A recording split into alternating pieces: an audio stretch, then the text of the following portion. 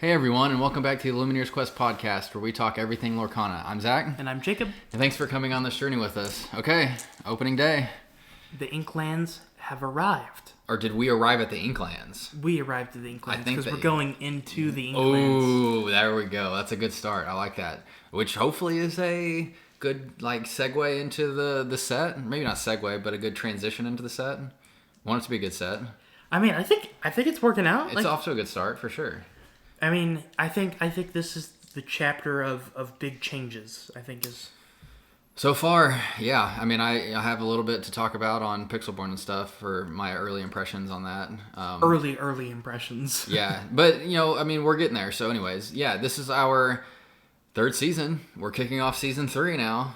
We're here. That's have arrived. insane. So now it's our. I think is it weird to say typical season launch episode? Is that crazy that we've been doing this that long to say that now?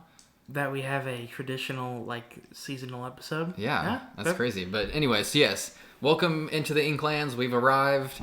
This is the weekend recap and our initial impressions and kind of thing. So, I think we can, kind of get into it from there. But as always, again, everyone, thank you for listening. We couldn't be on our third season without everyone listening and supporting, and so we really appreciate it. If you're listening on, the podcast, any major podcast network, we also have a YouTube channel. We just finished filming our unboxings, which we will definitely be getting into.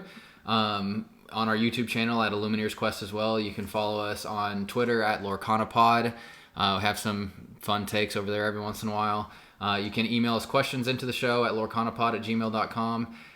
And lastly but not least, if you're looking to buy singles, we have our TCG Player affiliate link, which you can find in the description wherever you're listening/watching to this, and that's the easiest way to support the podcast. Everyone has been doing that thus far. We really, really appreciate it. With the new set, it's a perfect time. We're going to get into prices actually a little bit here for the initial release too. Prices are fantastic right off the bat, so quick spoiler there. But with that said, let's get into it. So, card of the week. Jake, I little bit of a spoiler here, but take it away. So today we have maybe a non-traditional card of the week, but we have the Sorcerer's Hat, which is our first Chapter 3 card of the episode. Yeah. Card of the day. Yeah. So Sorcerer's Hat is a 2-cost inkable item in Amethyst. Yep. And its ability is Incredible Energy. Exert 1 ink, name a card, then reveal the top card of your deck. If it's the named card, put that card in your hand. Otherwise, put it on the top of your deck. That seems like a very underwhelming card. Why would we pick that as our card of the week, Jake? Well, I just got a sparkly version of it, where it's like... A sparkly version? What does that mean?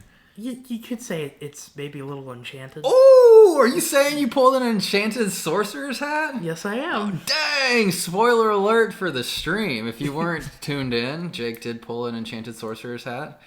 Yeah, I mean, not the most,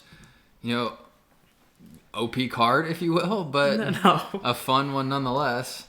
There are actually a few tools that make that viable outside of the puppy deck. I'm not saying play it by any means, but I'm saying there's a few other abilities / not locations. Why am I saying locations? I'm already off on there's a few other items / actions in Amethyst that actually kind of make it viable. And so I don't think it gets played. I think we're to the point now where I am getting better at analyzing cards and understanding. Well, you said Milo was going to be good, so. Hey, I said there's an opportunity for him to be good. But after talking to Wide Breezy, shout out Wide Breezy, he made it very clear that I hadn't even considered you don't want to banish a board or to return a board with a dragon and a Ursula on their board. You want to banish those. You don't want to return them to their hand. You want or a Lady Tremaine or I don't know, a Maui. You don't want those going back into people's hands. And so while there are certain situations where I could see it being good, in general, no, it's probably not. But anyways, getting back to finishing the Sorcerer's Hat real quick. I'm looking at the other item / actions and the bestow. No, wait, that's not bestow a gift. That's the wrong one. It is, man, I can't. It calls me. It's the action song. It says draw a card, then choose up to 3 cards from. That is not it either. Wow, I'm like off on my. I don't even know. I'm moving on at this. The boss is on a roll. I know this one's it for sure. Look at the top 5 cards of your deck, and then sort them into the top or the bottom of your deck. So technically, you could like sort the top 5 cards and then call those 5 cards. So name a card, then reveal the top card of your deck. If it's the name, I see what you're saying. So for like 3 turns in a row, so you could like do it and then like draw the next card, and then you would know what the next one is and do it again. So like you could technically like have some, but that again, like I think tempo wise, anyways, that was taking way longer of an explanation than I was trying to. But Sorcerer's Hat, Jake got an enchanted. That's the real story of the day. Yeah, I mean, I'm one that was not the biggest fans of items, locations, and songs getting enchanteds. But that's one of the best of that group. So, in your opinion, yes, Pride Lands and Sorcerer's Hat are the 2 of that group that I would want. Okay. So, yes, I was in the RLS Legacy camp, of course, but yes, I forgot that one. We did have that conversation, but anyways, okay, so yeah, card of the week, Sorcerer's Hat. Jake pulled a enchanted. So and that was not the only enchanted pulled, but we'll get into that. Yes, 2 were pulled today. News, what's on our mind, league recap. I guess we can quickly touch on like how the league finished. So I finished in 2nd again. Mm-hmm. Your brother Tyler was 4th, correct? 4th, yep. Yeah, so we had and then you were 5th. 6th. Okay, 6th. But I think you missed one more day than he did. And so, but still, overall, we were top half of the league. I think there were probably 12 to 13 consistent people. So overall, good. I think we all got the end Lorcana pin. We all got our promos. That's my goal, at least, for every chapter to get the Lorcana pin, the main one. Yeah, I really love that one too. And now that I'm starting to get the pins, like I'm becoming a Disney pin collector for sure. So there you go. So yeah, I mean, league's finished. Moving on to Inklands, we have sealed event tonight. You guys are both busy with other fun festivities, and so by we, I mean I have sealed event tonight. Hopefully that goes well. We'll see how it goes. Maybe I can get some good pulls there. So a little spoiler alert here. Me and my brother, we both pulled today on release day, and we both got enchanted. I think at the event, the sealed event, Zach will get his. I mean, I'll take the good juju at this point. I think he's gonna get his. Yeah, so I guess like getting into the recap, I mean, the news is, I mean, that was like the end of the league's kind of the end, and obviously this is the beginning, but unfortunately our local store didn't have stuff at MSRP till today. Mm-hmm. Shockingly, today they said we're going to refund everybody money that pre-ordered over the price and sell them at MSRP. And so I didn't pre-order, or all of my pre-orders weren't at our local gaming store because it just wasn't worth $40 more per box. And so I've only opened a trove. If you watch the stream, I opened 8 packs. It was fun. But I don't have much of my cards yet. And so from like that perspective, I can't talk about it. We can talk about what they pulled. So you pulled the Enchanted Sorcerer's Hat, and your brother pulled Enchanted Jafar, which, of course, I mean... This is the same person who's pulled Cinderella Enchanted from Chapter 2 and Belle Enchanted from Chapter 1. Which are both at the very... Not the peak. Well, the Cinderella's the peak of Chapter 2. Belle's towards the top of Chapter 1. And Jafar's very much towards the top of Chapter 3, it's looking like. So... Yeah, I mean, he's definitely got the hot hand. I mean, we also open sports cards, and he's the hot hand of that group as well, so... Yeah, we're used to it. Yeah, so, I mean, other pulls, though, otherwise. So, I mean, yeah, let's get into it. So, we're on opening day here. You got everything. What are your thoughts on the initial openings here? So, my box, besides, I have to say, it was not looking good. You were like 5 packs to go, and I've gotten 2 legendaries, wasn't it? Yes, and I was getting very little super rares. I think I got very few. The super rares don't, like, that's a weird one to me. I don't really care about that as much. It's more like a legendary versus rare super rare to me, but I understand what you're saying. So I got 3 legendaries in total, and then the enchanted on top of that. But for the longest time, it was just Milo and Mickey were my 2 legendaries. Which are 2 awkward ones, which spoiler alert, I got Milo as well for my legendary from the Trove. And we already kind of touched on that because you were making fun of me. No, like, I mean, I just think that, honestly, I was kind of upset with it until I pulled the mean, Enchanted. spend some good money on it and then, not get much of a return, especially, again, like, from a play standpoint. We're both very much in the point now where it's like, these are the cards I think I want to play with, and so these are the cards I want to pull, which is very different from what we're normally used to with Pokemon or sports cards or whatever. It's all about value and cool. Yeah. And now it's very much, I think you said on stream, it was like, I want legendaries to play with. Yeah. So, yeah, I mean, but nonetheless, you ended up with a good box. Ended up getting a Maleficent, which was one I was after. I think the craziest story here is that in first chapter, your first box on stream, your first box got an enchanted, and in that same enchanted pack, you got a legendary. Yes. And it was an amethyst legendary.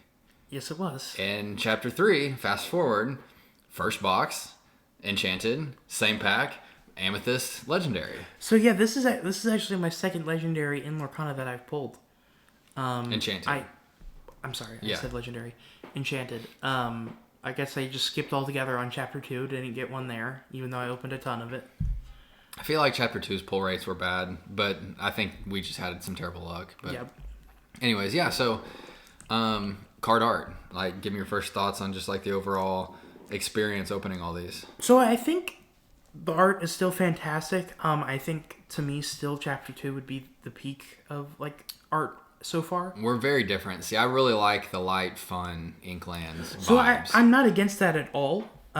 It's just when I remember opening chapter 2 specifically, and just like it was just eye catching. Like every single card.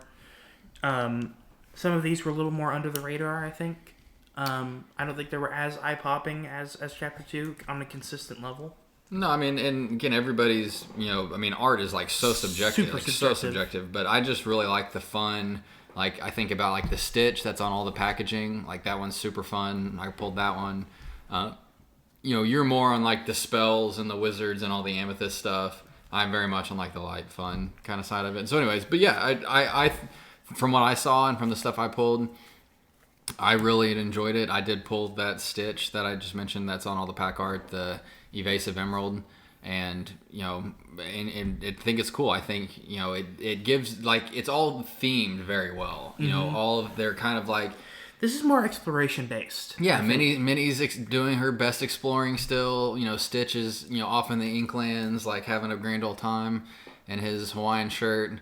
So yeah, I mean, I think it's all been pretty good so far. I just saw this out of my stack of cards. Probably one of the best arts in chapter 3. Ursula's Sea Witch. It's the amethyst. Yeah, see, I would not pick that one again, but that's like that's what I mean. Like that one's right up your alley. Like very sorcery, a lot of like magic kind of stuff going on. So I totally get it. Totally makes sense why you would pick that one. So far, I don't know if I have a favorite so far. I mean, I know Kita is obviously like up there on like a lot of people's radars. Enchanted Kita is my favorite art in the game altogether. Period. Chapter, oh wow. Okay. Chapter 1, 2, and 3. I think the most fun I've had so far is pulling the puppies. I mean, I know that's crazy, but they're there, right? Like it's like a sub hunt, Oh, for sure. I've got 2 dogs. I love dogs. The puppies are just really fun to get. And given, again, we talked about this when they initially released it, that the 4 variants of the puppy card, the Dalmatian puppy, like that's the actual name of the card, is really cool. I love that idea a lot. Is there only 4? There's 5, right?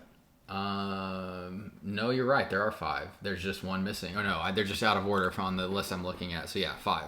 I think I pulled 1 Dalmatian puppy, 1 Rolly, and then 1 Lucky.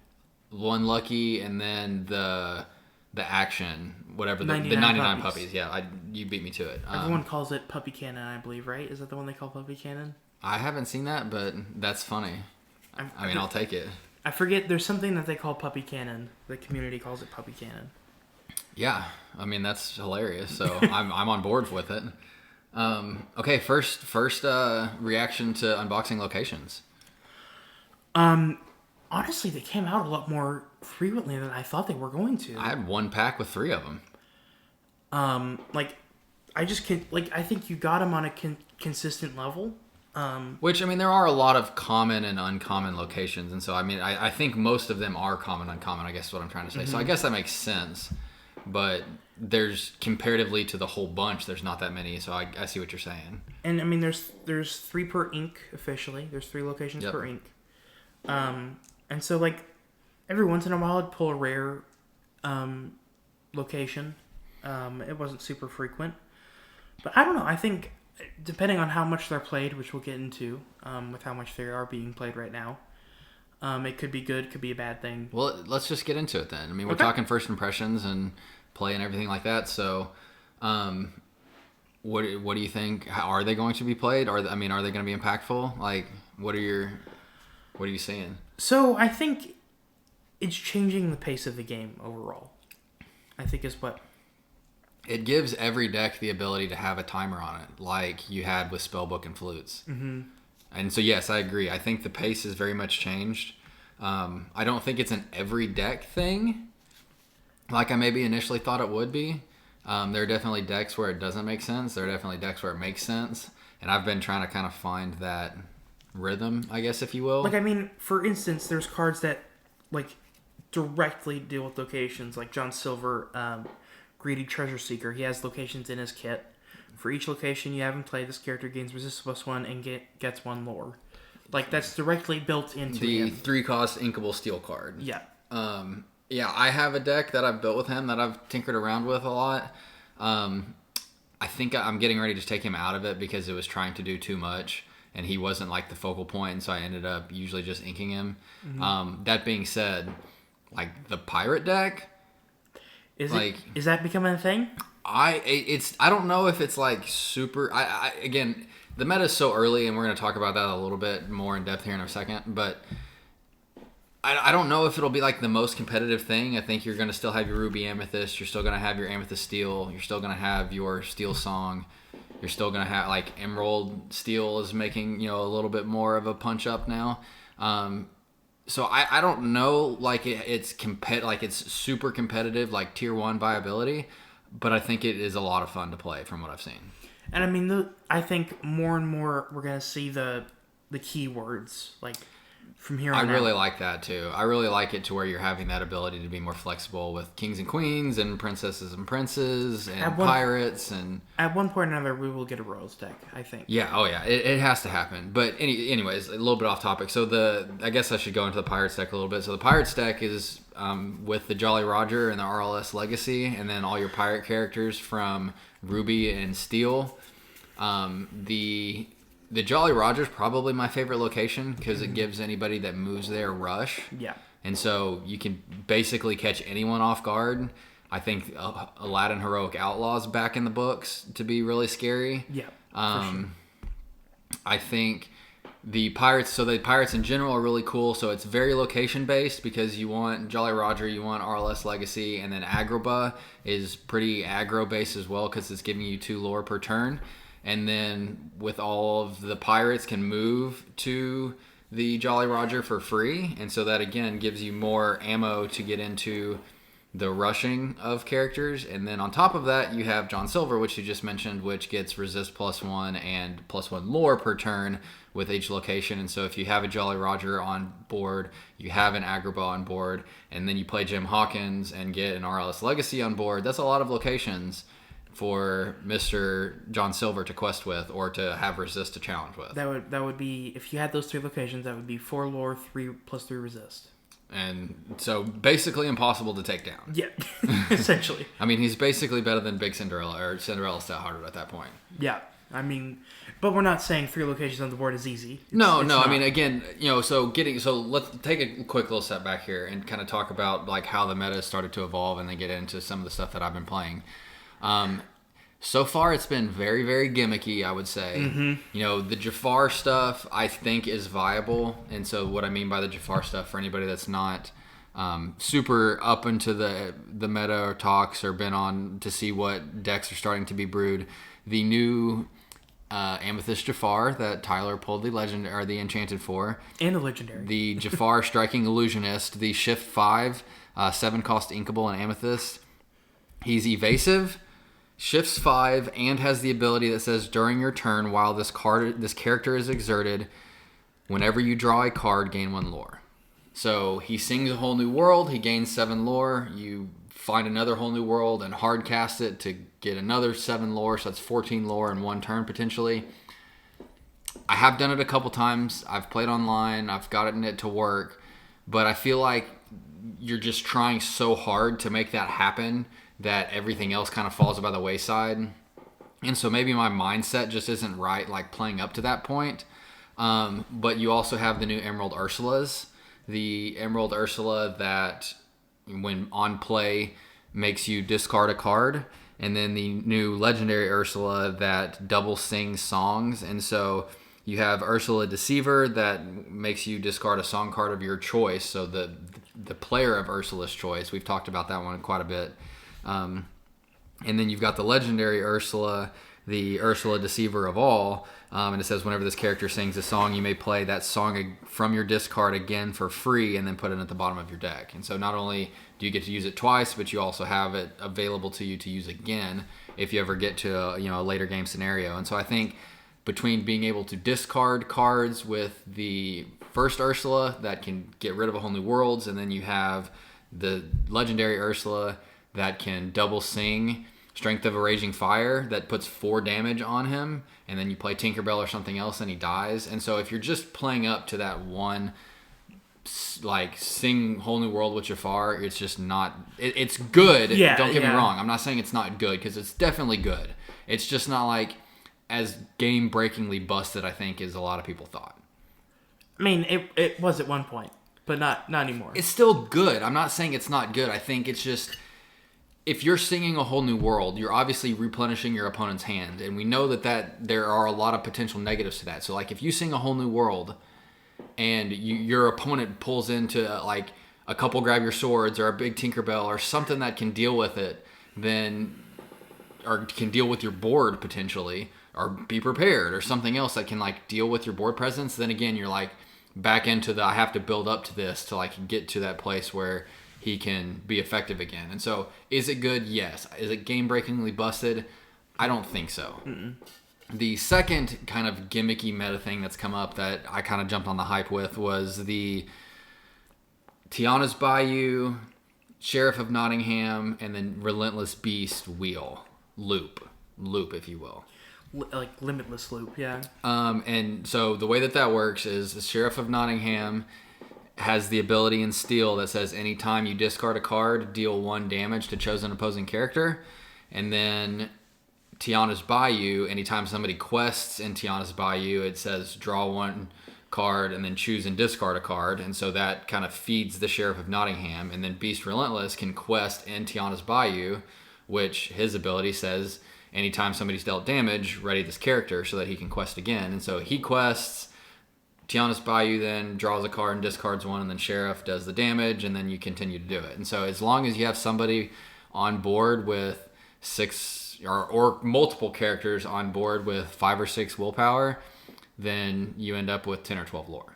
Yeah. Or 10 or 12 lore. And so I went from 4 to 19 to winning the game in 1 turn using that wheel. And so, again, do I think it's good? Sure. Do I think it's busted? No. There are just too many variables that have to be in play to make that work. Mm-hmm. And with the Bayou only having 3 strength, if you don't play Sheriff and Bayou on the turn that you're ready to, like, quest with Beast, then it's getting taken out and the loop is broken and it doesn't matter. Well, that's the thing that, I think needs to be talked about more is, like, it doesn't have to be Ruby Amethyst control, but control decks are always going to be the meta, no matter what. I mean, just having that control of the game, right? It's the pressure is on your opponent usually. Those less gimmicky decks, like the Jafar on Whole New World is kind of gimmicky. The Beast Nottingham Bayou wheel, little gimmicky. Yeah. I think just having, like, a basic control deck, like, I think the new Emerald control deck is going to be incredible. I think that'll be a top 3 meta deck. Yeah, I mean, I think that some aggro stuff, is going to definitely come out and be a little bit better than it has been. But you're right. And when I say gimmicky, I also mean like just not consistent. Mm-hmm. So gimmicky / not consistent, you can throw both of those in there at the same meaning. And then I have to throw another one in here because I'm sure, I don't know if you've seen this. You haven't shown me that you've seen it yet. But 2 Pride lands, 2 Simbas in those Pride lands. And then a Which Merlin. Simba? Doesn't matter, just a Simba or any prince or princess or any one that the Pride lands. I guess I should say through all of these as I'm going through it. So the Pride land says, if you have a prince or king character, you play 1 less for the next character in play. So it could technically be any, but most people have done it with Simba Protective Cub just because he's the cheapest prince / king available, and then. So 2 Pride lands, a Simba in each, and so you get 2 off of the next character you play. And then if you have from Chapter 2 the unplayed Merlin from the set, you have Merlin Shapeshifter. It says whenever one of your characters is returned to your hand from play, this character gains 1 lore. And so, again, this is how like crazy these gimmicks have gotten. So... Two Pride lands, already crazy. 2 Simbas in those Pride lands, even more crazy. Merlin on board, even more crazy. And then you just loop wheel snakes on each other, Madam Mim snakes, and then Merlin just continues to go until he quests for 50. So, again, is it possible? Sure. Wait, you could do it. How does he quest? So what are you returning? You're returning the Simbas?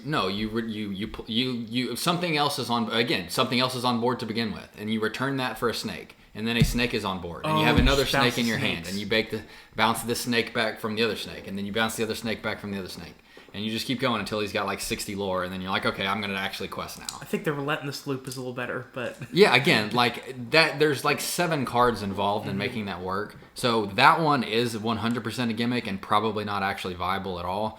But the point I'm trying to make is the meta. So taking a step back from all that, like that last 5 to 6 minute rant, the meta has very much thus far into Inklands been pretty gimmicky, or not very consistent. I think there are pieces that will very much be important into decks, but I don't see like an actual like brew that's like the new meta yet. And that, I think it's interesting to have those gimmicky because like I play a game called Marvel Snap.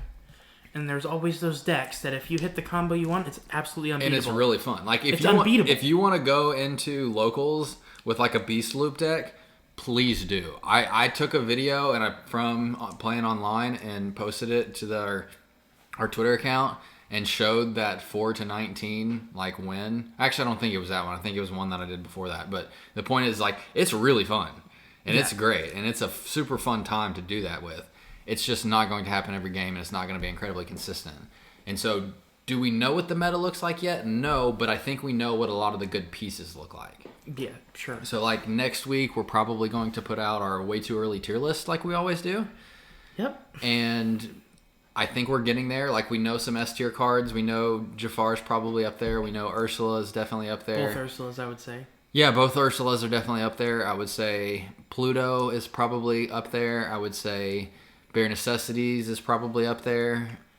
I might put Kita somewhere up there. Yeah, I would say Kita's probably up there too. I think there hasn't been a ton of Ruby play, so I honestly, which is kind of crazy to say, yeah, because Ruby's usually like the big bad one to go after. But again, I think there's been so many fun gimmicks that people have been playing around with that's kind of gotten lost. But I've enjoyed the playing of this thus far way more than any other set.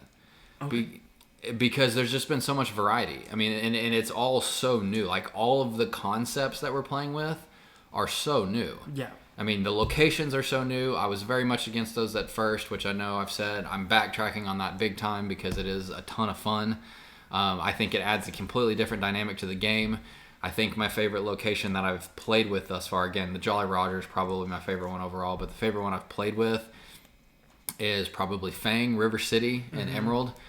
Gives everybody ward and evasive, and so I think the most fun thing I did with that was have John Silver, the Emerald John Silver from Chapter 1 in Fang, and he was just sitting there questing and like giving people reckless, and they couldn't do anything. Like they can't take him out. I was playing an opponent that You're didn't have. basically freezing them.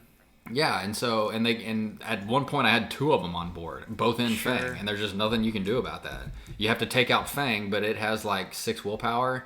And that's a lot to take out.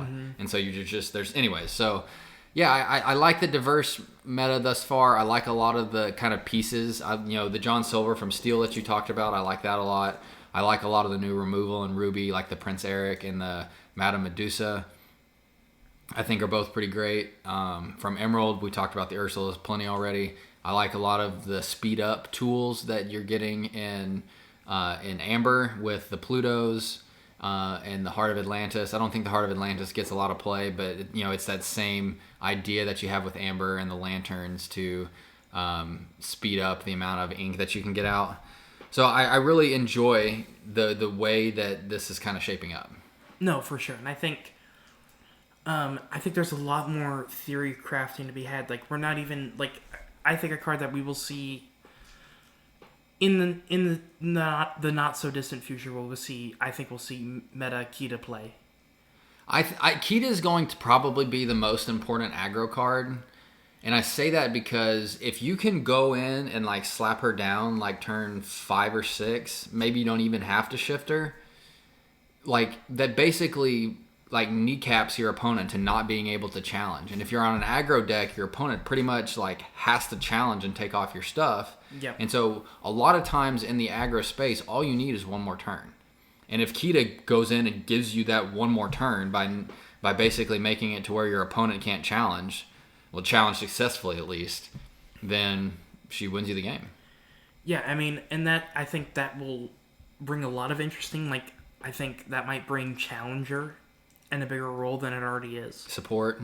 I've thought a ton about Alice. I know I don't from Chapter 2 that gives everybody support, or that gives all your other cards support. There's just so much willpower in some of these locations that having that support that you could use to pump up other cards to like one-shot those locations. Yes. Again, do I have the answer to how that would all work? No. Do I think it is something that could really help deal with locations? Sure. Yeah. Same thing, like you said, or the Queen or Challenger, to your point, I think are all really important. The one like big kind of guess, I guess, that I made going into this set was some keyword that you'd get to challenge into locations like Challenger for more strength, and we didn't get that. And so I think Challenger and support both become more important. Yeah, I mean, Chernabog. Let's talk about Chernabog for a second. I want him to be good. I think he will be. I don't think he's like. I'm trying to think of an example, like of somebody else of like his impact on the game. Like he's probably like a Bell, like for a Sapphire Bell from Chapter 1. What's her subtext? Strange but special. Like she can come on board and like not be impactful, or she can come on board and be incredibly impactful. Yep. I think Chernabog has the potential to be one of the most impactful cards in a given game, but it can also be really cumbersome and not do anything. Well, the thing, and again, this could all change because we're seeing, like you said, less Ruby at the beginning at least, is direct removal, which would be his main enemy. But is that a good thing if he's being direct removed, because he doesn't really have an ability that helps the entire game out? So is him being a target a good thing? That's a good point too. And the new removal that we've gotten with Madame Medusa, or mainly Madame Medusa. I know a lot of people have started to shift a couple Madame Medusas into their lists. And her ability says, whenever you play this character, banish chosen opposing character with 3 strength or less. And so it's a little bit of Dragonfire and a little bit of Lady Tremaine, in the sense that you get to pick like Dragonfire, but there's a quantifier to it like Lady Tremaine. And so Chernabog can't be banished by, Madame Medusa. And so depending on the meta removal, maybe he is more impactful, maybe he's not, who knows. So Read that card one more time for me. When you play this character, banish chosen opposing character with 3 strength or less. Kita working with that. And, yeah, people have definitely brewed and that. Queen working into that as well. People have definitely put those 2 into like the Mufasa deck. Oh my gosh, I want that now. I might. I like that. Mufasa's got a lot. I haven't personally like really dug into the new Mufasa meta yet, but the Mufasa got a lot of new tools between Kita and between Madame Medusa and that combo that you kind of just mentioned.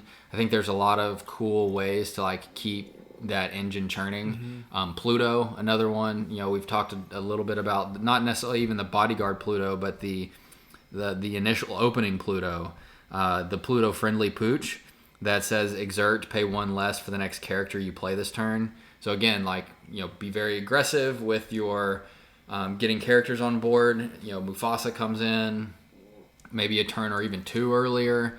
So yeah, I think that there's a lot. Again, you know, Amber's doing a good job of speeding up the meta there. Absolutely. What else do we need to talk about here? We talked a little bit about locations. The biggest thing I can see with locations is right now they're really annoying to remove. I don't know like the pace at how you're supposed to remove locations. Well, because like Be Prepared obviously does not clear them. There's just not a good way to deal with them. I mean, they have so much willpower. So again, like going back to support or challenger or whatever, like McDuck Manor, for instance, I was playing somebody that was using this the other day. It's a 4-cost inkable in Sapphire, 9 willpower, 9. And it has 2 passive lore per turn. You know how many people it takes to take out 9 willpower? It takes 1 turn to bog, so maybe that I don't know. There's so many interesting things. It's like, well, if this becomes meta, then this counters it. Well, if that becomes meta, then this counters it. That's a good point. You know, like that's a good point. There's so I feel like at this point there's so many answers, but those things have to become meta first. And you have to have a very good, well-polished package, which I haven't really figured out. I've played a ton of Emerald Steel. I don't feel like my package is like very tight yet. It definitely needs some refinement. But yeah, I mean, it's just I don't.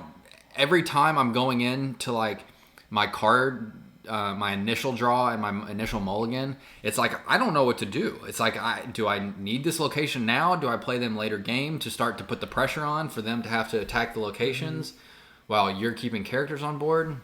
It's just a very different dynamic to the point you made to start this with. So yeah, it's a crazy one. I think any final comments on that? I think before we wrap up, like the initial thoughts on the release and all that sort of stuff. No, I mean so I'll just say this: I haven't played a game yet in Chapter 3, so I'm getting my information from you, from other sources online that are talking about it. So I have not had any personal experience with it yet. But obviously I'm getting these from credible sources and stuff like that. So it's all. I think I'll just go back to my point earlier. Like, it depends on what is being played. Yeah, that's fair. It all depends on what is being played and what is being considered a meta. Okay, here's my super early, way too early initial predictions for meta decks. I think Mufasa is going to continue to be really good. I think Ruby Amethyst is as many tools as there are now to deal with Ruby Amethyst. I still think it'll be top tier. I think you're still going to have Steel Song. I think it takes a step back. I think it's still good. I just don't think it's like the cream of the crop like it has been. I think Emerald Steel will be up there in the top echelon, like vying for the top deck and taking a big leap forward. And then I really, really hope Sapphire Steel is as good as it was this set. I'm not convinced yet. I think it has the potential, but that one I haven't really cracked at all as much as I've tried. But that's my like way too early meta prediction for the set. No, absolutely. Okay, last thing I think that we need to comment on is we've talked about this 15 times across 15 different episodes in our show's history on like the state of Lorcana availability and product market. Pricing and market and everything. And so we're 10 hours into release now of the product, and want to go through like just kind of some of the meta cards and the costs and how everything is. If you're getting into Lorcana now, Uh-huh. It is an immaculate time. 100%. And we just met 2 people at League that are just getting in, and we've told them, like, I think this is the best time, like, value-wise to get in. For sure. So, looking at the set before today, before like this set, booster boxes on release were Chapter 1, what, $400? Mm-hmm. Chapter 2, probably $230. We're looking at TCG Player right now, and there's 50 listings with the average price being $124, which is under MSRP, which is incredible. I can't tell you how excited I am for that. No, that's absolutely, like, well done, Ravensburger, overall. I just think that they really are cementing the fact that we want this to be a game to be played. Yes, that's what I was going to say. That was perfectly said, because obviously they want it to be collected, like it is a trading card game, and those are very much meant to be collected as well. But if the collectors run the market, then it dies, because it's like, I'm big into esports. Like, if you don't have a competitive scene for your game, then there's not near as much content to be involved in, and so it makes it die out faster. But when you can have a league that you go to, and you have friendships that you can make like we have, then it just makes you want to continue to bond over that and have fun playing the game. Mm-hmm. And so I'm super excited that the prices are incredibly reasonable. Like, going through the list of cards and the individual card value, again, if you're wanting to play, Emerald or Amethyst are probably the 2 biggest ones that are getting hype right now. Steel is obviously a massive hype one as well. I think Steel will continue to be really, really strong. The highest costing legendary as of this second is $24. And that's ridiculous. And that's for both Jafar and Ursula legendaries. And that's incredible given the cost of, like, Be Selfless Protector, or not Selfless Protector, Emo Beast. The tragic hero from Chapter 2, and Rapunzel from Chapter 1. Both really, really were important in the meta, and you'd have to spend $150 to get playsets of them. Yes. And so that's really, you can get a playset of the most important card in your deck for $100. I know that's a lot of money. I'm not saying that's not a lot of money, but that's way more reasonable than $150, $160. And we're also, like I said, 10 hours in here. That could, those could very well come down even more over the next, 2 or 3 days as the opening weekend gets finished and everybody opens all their stuff. Looking at the rest of the legendaries, you've got the Robin Hood Champion of Sherwood, the Steel Legendary, for $22. You've got Jim Hawkins Space Traveler for $12. And then it drops off massively. You've got Grammatala for $6. You've got Kita for $6. You've got Morph, who's not even a legendary, for $3. You've got Perdita, legendary, $5. Lucky Dime, legendary item in Sapphire, $3. So everything is incredibly reasonable outside of those 2 cards, which, given the context, is still pretty reasonable too. And you know what this does? This just encourages theory crafting, because cards are so much easier and cheaper to obtain, and you can, maybe this deck that you're thinking of doesn't work out well. You didn't spend as much as you did in Chapter 2 and Chapter 1. You don't feel glued to it. Absolutely. Or if the meta shifts, you're not glued to something. Like, if you need to go pick up a copy of, and then along came Zeus for $1.75, you just go do it. Yeah, I really would like to work out a Kita deck of some sort. I'm sure you've go buy a playset for $20. Why not? Right? I know for some people that's not doable, and that's perfectly understandable. You're definitely right, but that's the price of a starter deck. Yeah, $20. That's for insane. 4 legendaries. Yeah, that's awesome. It's awesome. So, anyways, the only point I wanted to try to make with that is 2 main things. 1, if you're getting into the game, it's an incredibly good time. 2, if you're trying to get into the new meta and trying to upgrade your decks, obviously it's fun to open packs and to try chase enchanteds and to open some pulls. But all the legendaries and all the rares and super rares that you would ever want for Chapter 3 are all very, very approachable right now. Absolutely. Okay. I think that's our opening week. I mean, it's been really fun playing and to try to understand the meta thus far. Been very fun opening the packs, opening day like we have. Any final thoughts? I think it's really positive. Like chapter 2, I remember the release day was a little weird. It was very bad because there was still just so many chapter 1 cards that we needed that we were hyped for the new stuff, but it's like, well, I still need so many other cards that I can't get, and they were still relatively hard. This does very much feel like we're in the thick of it and we're ready to go. Yes, and I think that's the overall feeling, and it's a positive feeling. Huge, yeah. Very, very fun day. Very positive times ahead for the set, I feel like. And now it's time to put on my Rocky montage and get ready for the Stitch Rockstar promo card. I hope we don't get copyrighted for that. No. We're good? No, we're not that talented. Yeah, sure. But anyways, yeah, everyone, thanks for hanging out. As always, we appreciate the support, and welcome to the Inklands. We'll be here all season. So in the Inklands, we'll be there. Yeah, we will be. Right. I'm going to be chilling at Fang in the Inklands, but RLS Legacy, brother. Come on. Well, that's true, because that can take us out of the Inklands into the next set when that time comes. Chapter 4, yeah. Yeah. All right. Well, everyone, appreciate it. Thanks for hanging out, and we'll catch you next time. All right. Bye, guys. Thank you.